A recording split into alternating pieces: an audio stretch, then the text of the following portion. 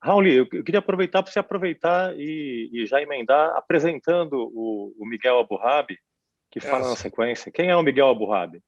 Miguel Abuhabi é um empresário muito bem-sucedido que foi para Santa Catarina há mais de 40 anos, a convite do grande governador Luiz Henrique da Silveira, grande amigo nosso, foi governador de Santa Catarina, foi prefeito de Joinville, e o Miguel, que é engenheiro, né, do Instituto de Engenharia da Aeronáutica, ele se dedicou a esta área de tecnologia a sua vida toda. Ele era dono da DataSul e ele se associou com a TOTUS, né?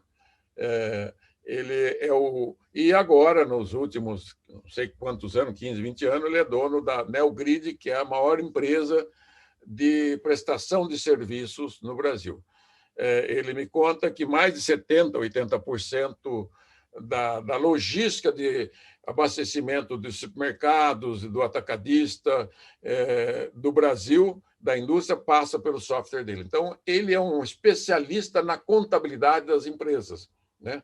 É expertise. Quando ele fala em mudar a forma de cobrança, é de uma pessoa que tem a vivência, né, como ele. Então, esse é o nosso palestrante que bolou o modelo Abuhabi, que vai ser uma revolução tecnológica para o Brasil e para o mundo. É isso aí. Obrigado, Raul. Miguel Abuhabi, com a palavra. Ok, gente. Bom, é um prazer estar com vocês aqui, compartilhar, enfim, esse meu pensamento, esse projeto que começou lá atrás, como o Raul falou, né, por solicitação do Luiz Henrique, o governador de Santa Catarina.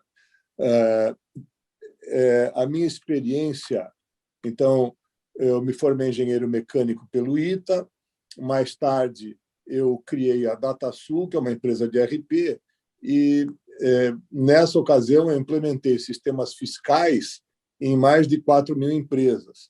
Então, isso é uma experiência muito grande que tivemos, enfim, aqui nessas últimas décadas, né? E mais tarde eu fundei a Neogrid, e a Neogrid, de fato, nós recebemos diariamente as informações das redes de varejo, os supermercados, a gente consolida tudo isso numa base de dados e disponibiliza isso para os fornecedores, como a Nestlé, para uma Unilever. Então, eles sabem quanto que vendeu dia a dia em cada loja, em cada ponto. E a gente tem também, por fazer essa conexão, a gente trabalha com sistemas. E na Neogrid, então, a gente atende tanto o sistema fiscal, notas fiscais eletrônicas, como o sistema de cobrança. E eu já vou explicar isso um pouco mais para frente. O objetivo do projeto é o crescimento da economia, enfim, a igualdade social, ou pelo menos diminuir a desigualdade e fomentar o desenvolvimento econômico. E tudo que eu falo está muito ligado, tudo isso eu utilizei conceitos da teoria das restrições. Eu fui muito próximo do Eliyahu Golder, do fundador da teoria das restrições, e muito desses conceitos, ou todos esses conceitos aqui, são a base dessa minha proposta. Então, eu não estou... não é uma coisa solta, tem uma lógica, tem toda uma metodologia atrás desse raciocínio que eu vou colocar. E até aproveito, né, esse momento para ensinar um pouco desses conceitos da teoria das restrições. Então, numa análise convencional, a gente procura resolver os problemas um a um. Então, nós temos um monte de problema, fala, o problema é muito grande, vamos fatiar o problema, vamos fazer uma coisinha de cada vez, e se a gente resolver uma coisinha de cada vez, a gente resolve o todo. Não é verdade. Na teoria das restrições, a gente fala justo o contrário. Nós entendemos que tudo aquilo que a gente chama de probleminha, na verdade, todos eles estão interligados. Na verdade, esses problemas é uma sequência de causas e efeitos indesejáveis. Não se trata apenas de problemas que, se eu resolver esse problema isoladamente, eu resolvi os demais. Então, O que se fala é que, para melhorar o todo, nós não precisamos melhorar tudo. Então, quando se fala da tal da fatiada, a ideia é fatiar e querer melhorar tudo. E, no nosso conceito, nós estamos dizendo que não. Para melhorar o todo, nós não precisamos melhorar tudo. Quando nós lidamos isoladamente com cada, a gente chama efeito indesejável, estamos lidando com sintomas e não com as causas reais. Enquanto as causas reais permanecerem intocadas, os efeitos indesejáveis não desaparecerão e novos serão criados. Então, quando a gente fala de fatiar, o pessoal está falando de querer resolver os efeitos um a um. E nós, no conceito da teoria das restrições, nós queremos identificar a causa raiz, aquilo que é a restrição, e se a gente atuar na causa raiz, os demais problemas serão resolvidos. Tem um conceito que eu também falo de muitos ótimos locais ou um único ótimo global. O fato é que a gente aprendeu a definir um espaço e toda vez que a gente define um espaço e quer fazer dele o ótimo local, nós geramos efeitos indesejáveis fora desse espaço. E o ótimo local, eu diria, ele é como o ar-condicionado, que ele esfria de um lado, mas esquenta do outro. Então, se você pegar os vários ótimos locais, na verdade, foi um jogo de soma zero. Perdeu aqui, ganhou ali. Então, na busca da sobrevivência, as empresas, associações, municípios, estados irão procurar o seu ótimo local com base nas regras vigentes. Mas o fato é que o ótimo global não é a soma de muitos ótimos locais. Então, tudo que foi feito foi permitir o Estado ter a sua própria legislação, objetivando o seu ótimo local. Permitir as associações concessões, bom, aqui para o ramo agro, aqui para o ramo de serviço, aqui para o setor tal, aqui para o setor... E foi toda a parafernália que nós criamos e que criamos uma grande ineficiência tributária. Nesse processo todo, são raras as situações que alguma entidade vem apresentar alguma proposta para o ótimo global. Cada entidade, cada estado, cada município está apresentando proposta para o seu ótimo local. E o que contém, tanto na 45 como na 110, é uma proposta, ou são propostas para o ótimo global. Ortodoxia é tudo que fazemos, não sabemos por quê e a gente continua fazendo. As ortodoxias têm origem nas restrições tecnológicas. Quando a gente não tinha tecnologia, nós criamos as regras de negócio, mas quando a tecnologia veio, a restrição foi eliminada, as regras continuaram as mesmas. Um exemplo rapidão é hotel. Por que o hotel, o check-in é meio-dia e o check-out é meio-dia? Isso foi inventado quando não tinha tecnologia. Veio a tecnologia e a regra continua a mesma. Eu estou sendo rápido aqui. Na parte de mercadorias, de impostos, então, no passado, o imposto era cobrado em forma de mercadoria.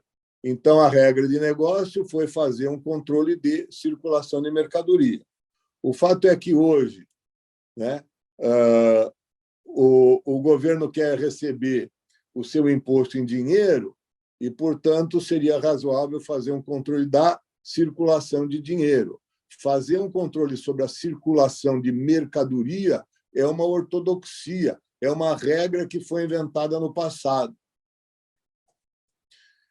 Aqui, bom, está o quadro lá do Bruegel, que mostra como é que era lá no passado, o pessoal na coletoria pagando lá com ovos, galinha, fruta e por aí vai.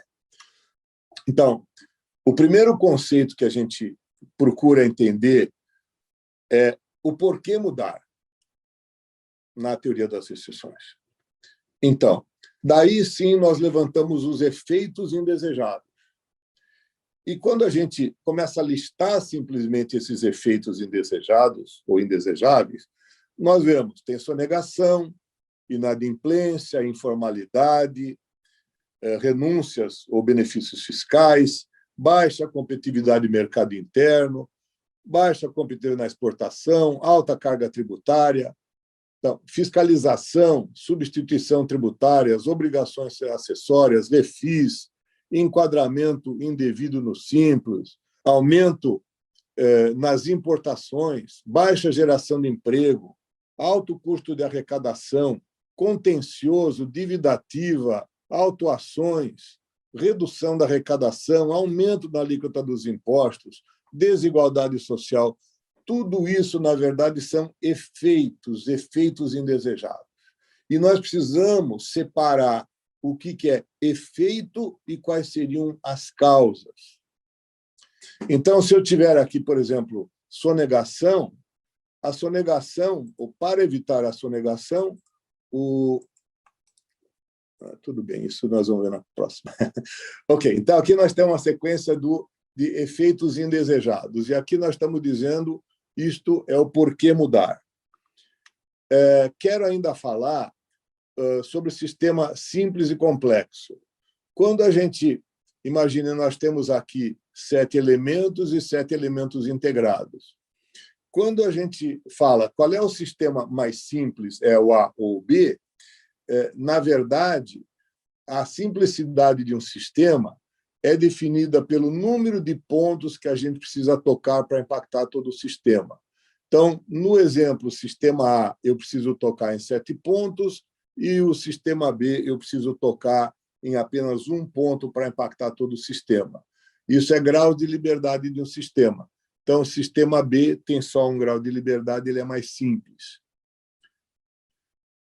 Quando a gente fala de um processo mercantil, então, pela ortodoxia e pelo todo o controle que nós fazemos, então, veja, no sentido vai a mercadoria e no outro sentido volta dinheiro.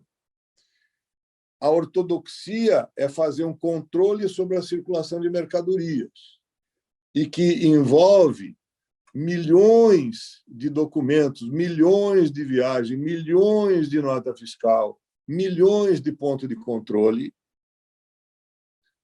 Então, num sentido vai a mercadoria e no outro sentido volta dinheiro.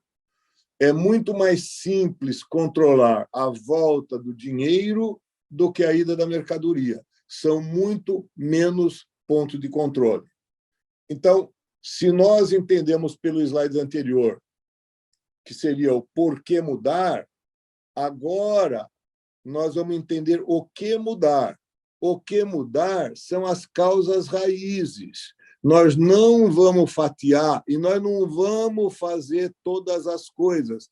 Uma medida para cada efeito indesejável. Não é isso. Nós vamos identificar o que mudar. Quais são as causas raízes? E aí a gente cria, na metodologia, o que a gente chama de árvore da realidade atual. Então, nesse gráfico que eu tinha mostrado, então nós temos aqui sonegação, e se falar, bom, a sonegação ela gera como efeito indesejável fiscalização, substituição tributária e obrigações acessórias. Isso foi criado em função do efeito sonegação. Houve inadimplência. Bom, inadimplência, se criou o refis. O refis é um efeito, não é uma causa. Bom, como não pagou, foi para a dívida ativa. A dívida ativa é um efeito e não é uma causa.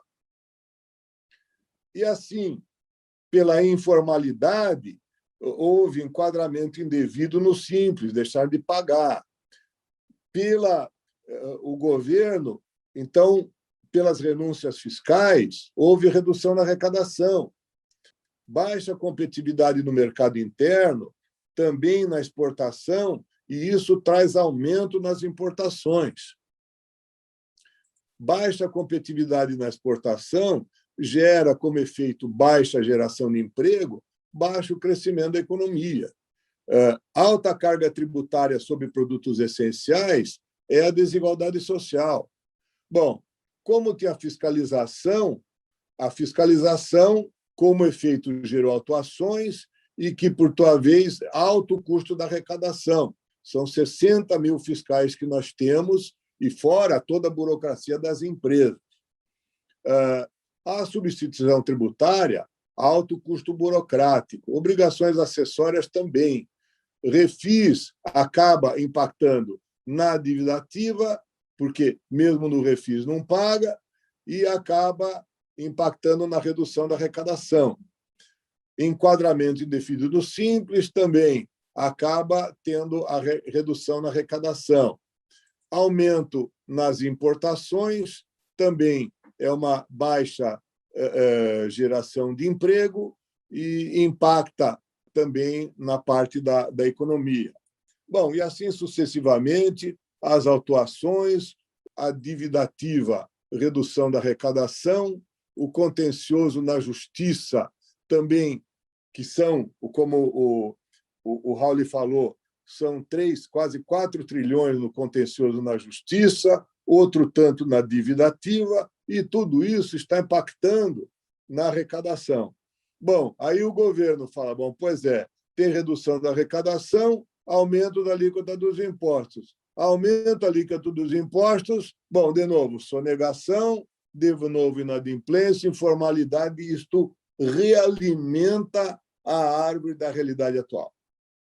Então, se a gente for agora identificar quais seriam as causas raízes, nós vamos testar, nós vamos falar, bom, eu acho que as causas raízes é porque o imposto é declaratório.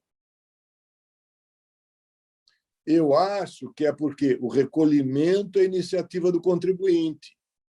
As transações bancárias não têm suporte contábil, alta carga tributária na base do consumo, autonomia legislativa e impostos cumulativos. E agora nós vamos testar. Se agora, em vez de falar, bom, o imposto é declaratório, ou ainda, o imposto é declaratório gera sonegação. O recolhimento é iniciativa do contribuinte, gera inadimplência. As transações bancárias não têm suporte contábil, ou seja, eu emito uma nota fiscal eletrônica por 5, mas o boleto vai por 10, isso gerou a informalidade. E isso realmente é a informalidade e a sonegação. Alta carga tributária, estamos testando como uma causa raiz, aí, de novo, a sonegação, inadimplência, e assim nós estamos testando essas possíveis causas raízes. E agora nós falamos, bom, se ao invés do imposto ser declaratório, ele é calculado, aqui eu tenho que dar mais um entra, que até aí nós vimos as possíveis causas raízes, e aí seria o para o que mudar, que seria eliminar as causas raízes. E agora nós vamos testar, se eu mudar que o imposto é declaratório e o imposto passa a ser calculado, ou pelo menos conferido pelo Estado, se o recolhimento, que hoje é iniciativa do contribuinte, agora ele passa a ser cobrado automaticamente pelo sistema bancário, as transações bancárias agora precisam ter um suporte na contabilidade das empresas, então a nota fiscal vai por um valor e o boleto de cobrança vai pelo mesmo valor.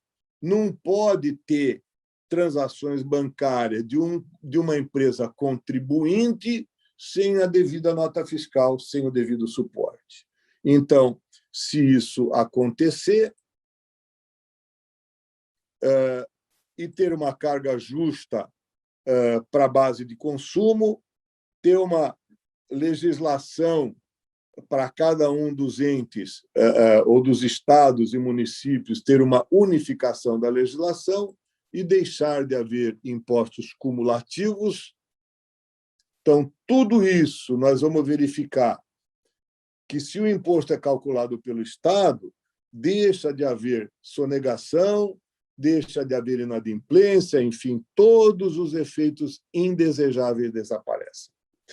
O que significa que, pela metodologia, o que nós estamos dizendo é que este é um direcionamento da solução. A solução proposta, a PEC 110, ou a PEC 45, ou qualquer outra proposta, tem que, obrigatoriamente, resolver as causas raízes. E, resolvendo as causas raízes, nós eliminamos os efeitos. Então, quando o pessoal fala, olha, nós precisamos fatiar, o pessoal quer fazer o que fez nas décadas anteriores, tomando medidas de curto prazo para resolver um problema, vamos botar um CPMF, ou vamos fazer, resolve uma situação no curto prazo e gera um problema muito grande para a economia no longo prazo. O que nós estamos vivendo hoje é que não foram tomadas medidas adequadas em décadas anteriores e nós estamos vivendo os efeitos indesejáveis, os efeitos de longo prazo em função de medidas erradas, como o Raul falou lá atrás. Então, aqui nós trabalhamos nas causas e eliminamos os efeitos indesejáveis. São 6 ações a serem tomadas.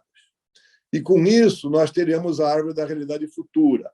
A gente resolvendo os problemas raízes, nós vamos reduzir a sonegação, eliminar a inadimplência, a redução da informalidade, enfim, e todos aqueles recursos que a gente falava, a dívida ativa, o contencioso na justiça, tudo isso elimina, porque o imposto é cobrado já na transação bancária. Então, a solução, né, proposta dentro do modelo, e que eu vou detalhar um pouco, mas, basicamente, quando se emite a nota fiscal, ao emitir o boleto de cobrança, deve ser destacado no boleto o valor da mercadoria, o valor do imposto. A tecnologia evoluiu, mas eu quero lembrar que colocaram no computador as regras inventadas no passado. Quando a gente tinha o pagamento por cheque, era um débito e um crédito. Quando a gente tinha o cartão de crédito, algum de vocês deve lembrar do tal do mata-borrão, o cartão do lojista e o cartão do consumidor. Passava aquele mata-borrão, era um débito e um crédito. Então, o cheque era um débito e um crédito. E o boleto bancário era um débito e um crédito. Mas a tecnologia agora, ela permite usar um princípio contábil de um débito e 2 créditos. Pelo amor de Deus! Toda invenção que nós estamos fazendo é usar um débito e 2 créditos. Quando agora emite o boleto, fala, no boleto tem o crédito da mercadoria vai para o fornecedor e o crédito do imposto vai para uma conta no governo. E aí a gente já entra no como provocar a mudança. Então, é o que eu estava explicando lá. Então, nos boletos de cobrança, deve constar o número da nota fiscal e o valor do imposto a ser recolhido. Somente após confirmado o recebimento do imposto de cada nota fiscal, será gerado um crédito financeiro para o contribuinte.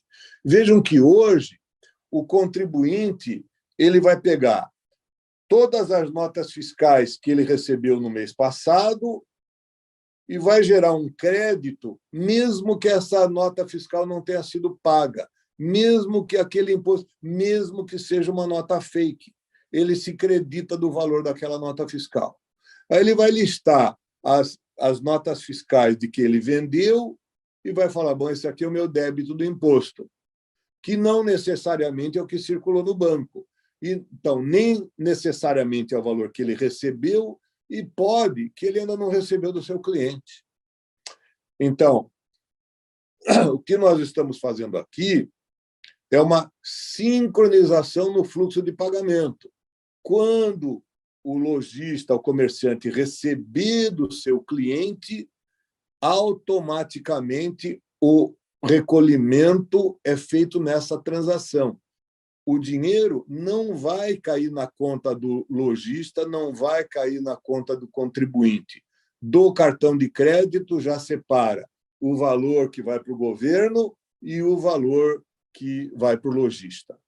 Então, tudo aquilo que uma empresa comprou ou pagou pelos seus insumos, aquilo será como crédito.